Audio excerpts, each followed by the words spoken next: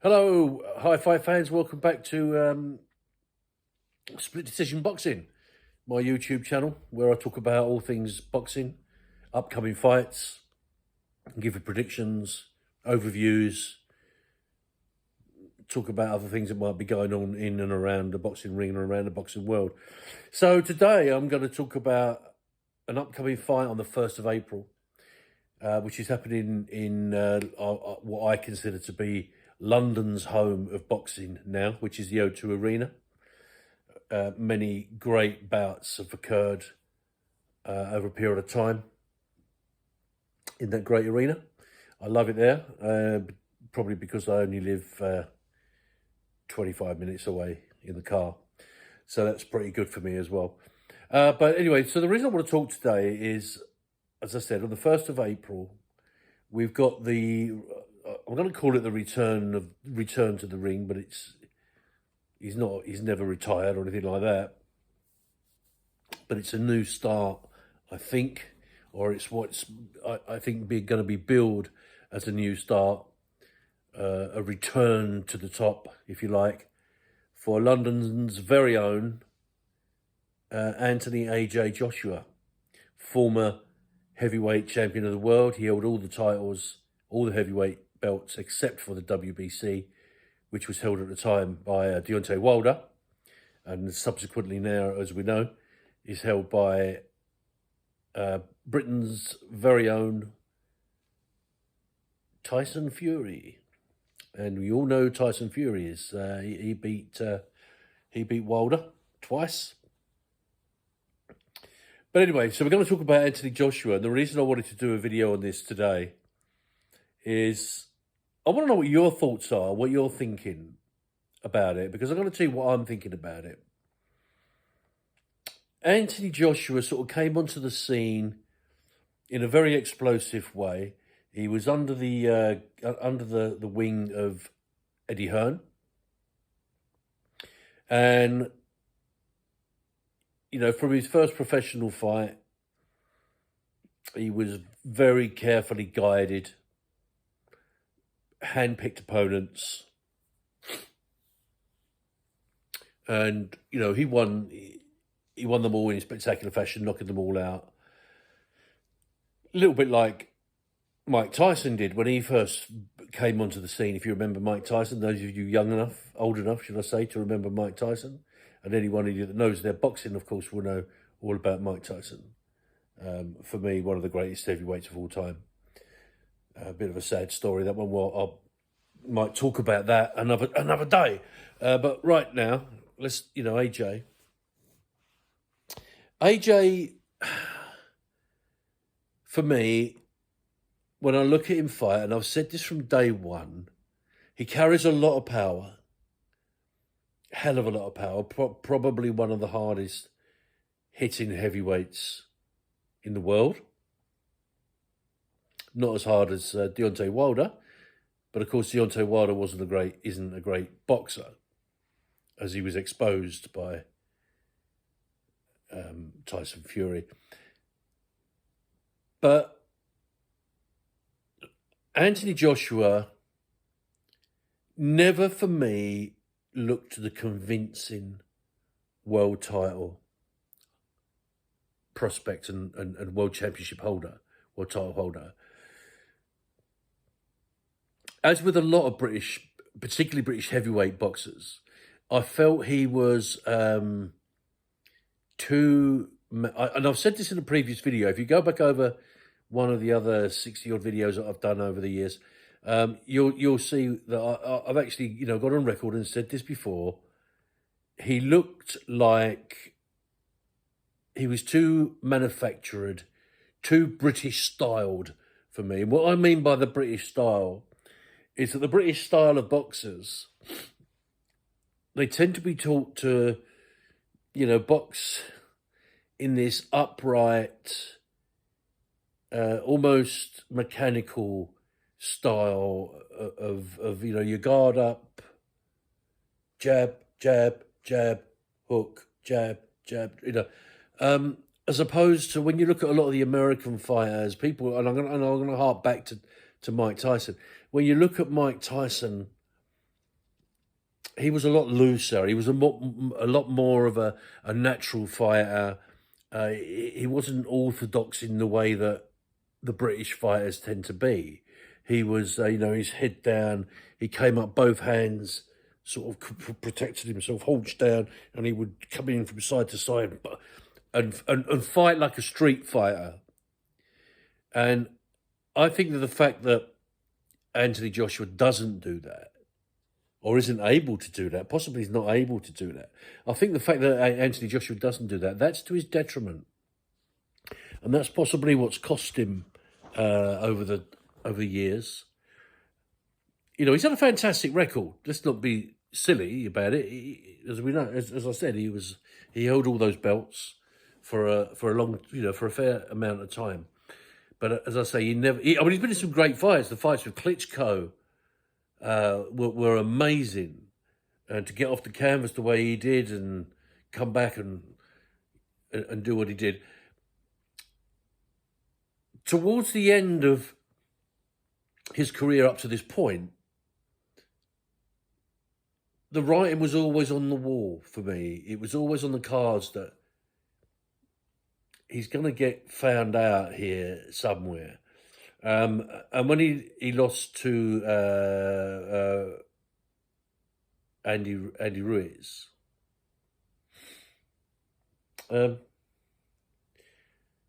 Andy Ruiz just was more of the other style. He was more of a street fighting style and more of a unpredictable hitter. He hit from all angles, and this upright stance boxer didn't really have an answer for it, and he got in trouble, and he got hurt.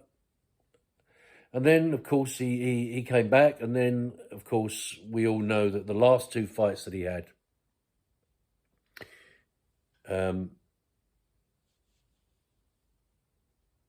against Alexander Usyk, he lost, and then he lost again. And Usyk, let's be fair, is a fantastic boxer. He's a fantastic fighter. But he ain't a heavyweight. By anyone's standards, he ain't a heavyweight. Now, somebody of AJ's size, somebody with AJ's muscular build and power, should have been able to deal with Usyk.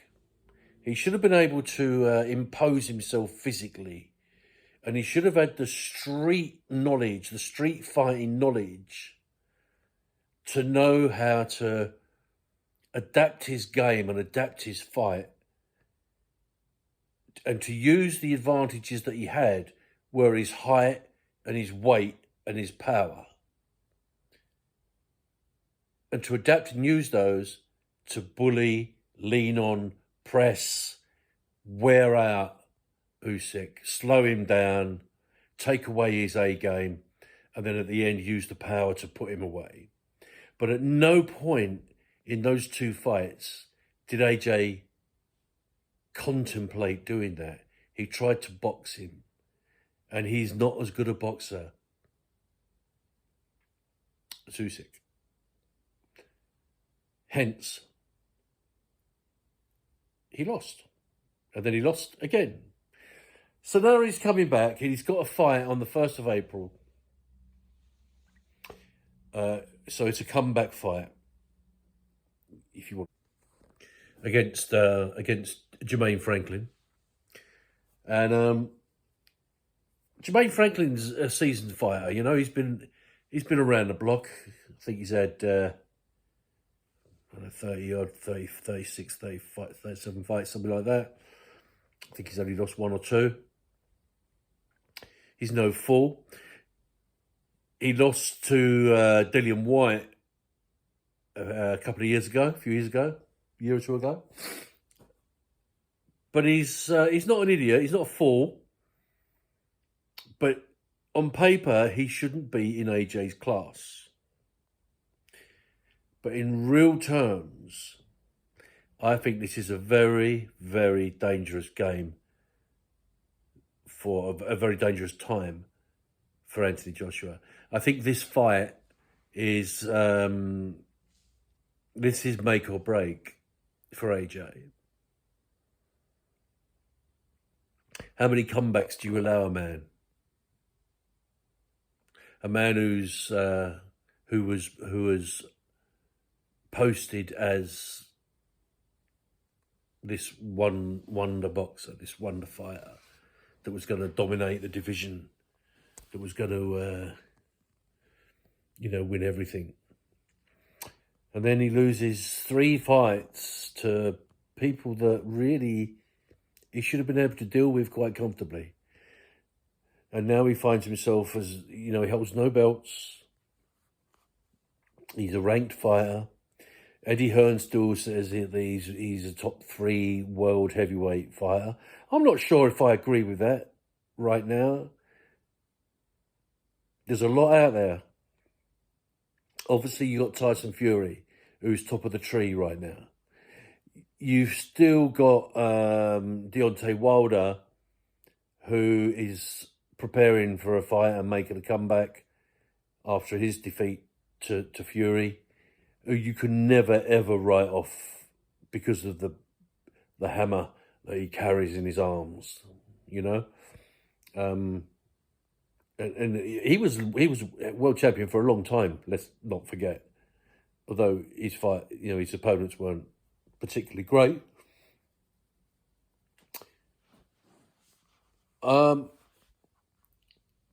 Here's what I wanted to talk about. Where does AJ go if he doesn't win on the 1st of April? Is there a future for AJ if he loses on the 1st of April? And I believe it's a very real possibility that he might lose. Because if Franklin has done his homework, he will know how to fight AJ. Because I don't believe AJ will change his style dramatically. I think he might come out punching. He might come out using his weight but if that doesn't work in the first 3 or 4 rounds, then AJ's got a problem. And I can see him losing. And I think his career from there is done. It becomes a journeyman. He becomes probably another Dillian Whyte, who, bless Dillian's cotton socks. I love him as a fighter. He just fell short, didn't he? As, you fight forever, as would Chisora. And that's where I believe AJ will end up, in that circle of Chisora, Whyte, Joshua. The almost journeyman fighters.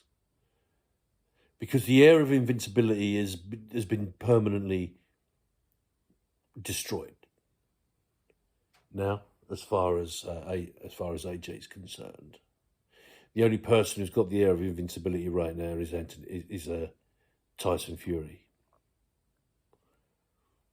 So, here's my prediction. I believe that on April the 1st, it's going to go the distance. And I believe Franklin will be declared a split decision winner. Unanimous decision. Split decision winner. Maybe a little bit controversial. I think it'll be close. I think it'll be tight. But at the end of the day, I believe Anthony Joshua has come to the end of his career. Hope I'm wrong. Because it's nice to see the crown sitting permanently on a British head. Because Brits rule the world in boxing right now. And the Americans must absolutely hate that fact that we rule the world in boxing, in heavyweight boxing. in particular. But there you go. That's my prediction. I might do another video to get closer to the fight, to go into a little bit more detail. I'll do the stats and reach and height and weight and everything else, and look at the physical reasons why one or the other should win the fight. I'm sure it's going to be exciting with the the build up to the fight and the weigh-ins and the hype. Perhaps we need to see a more not so pleasant Anthony Joshua, and we got a little taste of the not so pleasant Anthony Joshua at the end of the last fight, didn't we? It wasn't very nice. I didn't think what I saw when he threw his toys out the pram, if you like, when he threw the belts out the ring, took away Usyk's moment.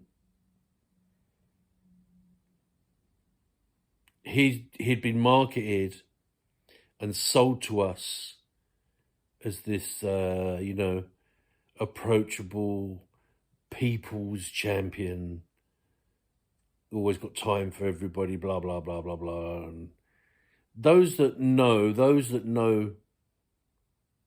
a little bit more about boxing than others, and those that know, those that do their research, those that do their research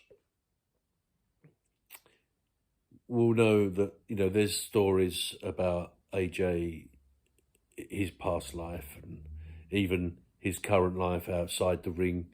He's not such a nice, lovely man. And he sort of showed that at the end of that fight. I thought it was embarrassing the way he behaved, to be honest. If I'd have been Eddie Hearn, I would have sat him down the next day or even that night and just said, what the heck was you doing? Made yourself look a fool. You've just blown everything that we'd built around you. Means nothing anymore. So, maybe this is an opportunity for him to go, I didn't like that. I didn't like that older facade that we put up for all these years. Let's get back to dirty. Let's get back to basics. Let's get back to being a little bit nasty. Maybe that's what he needs. Maybe that's, maybe if he can do that and show a little bit more ruthlessness and passion, you might then see a different AJ, and you might then see an AJ that comes out swinging hell for leather and using any tactics that he needs to win a fight. Whether Tyson didn't win all of his fights cleanly, we know that. Mike Tyson, I'm talking about. He fought when fighting on the inside. He used elbows and any means necessary to win. And if you love the game so much and you want to be a world champion so much, you do what you have to do to win. And maybe that's what AJ needs to do. But I'll be interested to know what you folks think. Post down below in the comments. One, how do you rate Anthony Joshua in the world of heavyweight boxing champions? 2, what is your prediction for his fight against Franklin on the 1st of April? 3, if he was to ever meet, if a fight was to ever happen between him and Tyson Fury, what do you think the outcome will be? I know what I think it would be, but maybe I will tell you that another time. This is Ray, signing off from Split Decision Boxing. Hope you've enjoyed this video. Please remember, guys, give it the thumbs up. Please subscribe. And please share and like. Love to you all. Keep punching. Bye.